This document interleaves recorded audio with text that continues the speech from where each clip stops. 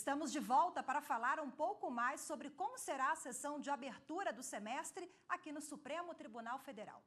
E quem conversa comigo agora é a consultora jurídica da TV Justiça, Gisele Reis. Gisele, boa tarde. Boa tarde, Rafaela. Boa tarde a todos que nos acompanham. Explica pra gente o que compõe a pauta de julgamentos do plenário hoje. Bom, como nós vimos, até a repórter Carolina Chaves no início do jornal chegou a mencionar, a pauta compõe de 101 processos. Basicamente, o que nós temos são as listas apresentadas pelos ministros e o teor dessas listas são agravos regimentais e embargos de declaração.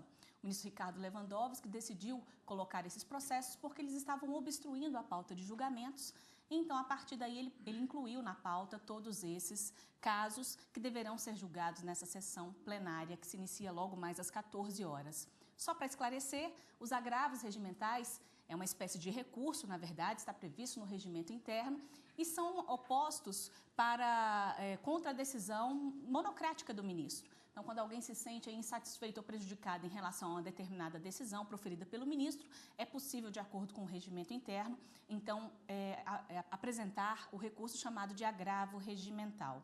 Esse recurso permite, antes de ser levado para a turma ou para o plenário, é possível que o próprio relator do recurso ele faça ali um juízo de retratação se ele entender que é cabível ou não. Não havendo esse juízo de retratação, ele submete, então, o caso para ser julgado ao plenário ou para a turma, dependendo da competência ali do que trata o caso. A outra espécie são os embargos de declaração, que não se trata de um reexame, de uma reanálise do julgamento, apenas para suprir alguma possível omissão, obscuridade ou contradição. Agora, mais de 100 agravos na pauta, não é isso? Eles serão julgados em conjunto? Como é que funciona? São listas que foram apresentadas pelos ministros, né? Então, na verdade, eles costumam reunir as espécies recursais em listas. Então, por exemplo, o ministro Gilmar Mendes apresentou ali 6 listas. E nessas listas nós temos agravos regimentais em mandados de injunção, em mandados de segurança, embargos de declaração em ação direta de inconstitucionalidade. Então, eles agrupam, a depender aí do critério que eles levam em consideração, agrupam esses processos nessas chamadas listas e aí levam, então, essas listas para que esses processos sejam julgados em conjunto.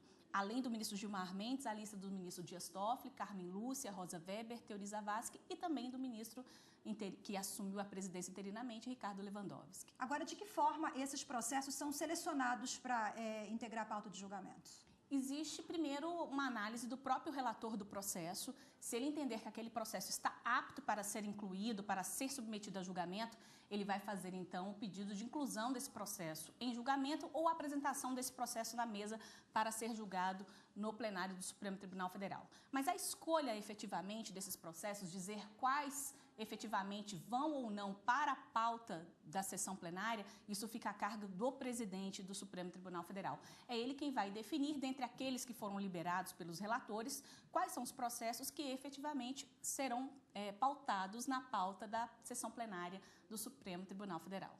Agora, hoje à tarde, parece que há uma expectativa em torno da eleição da nova presidência do Supremo, é isso, Gisele? Existe, sim, até porque antes da aposentadoria do ministro Joaquim Barbosa, ele fixou como a data de hoje aquela definida para a escolha, para a eleição, tanto do presidente quanto do vice-presidente do Supremo Tribunal Federal.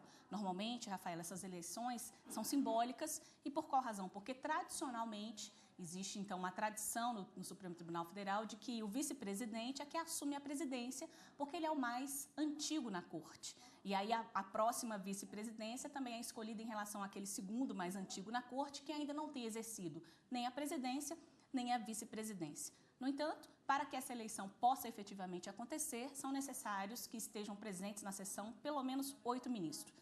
Existe, então, um quórum mínimo que deve ser observado.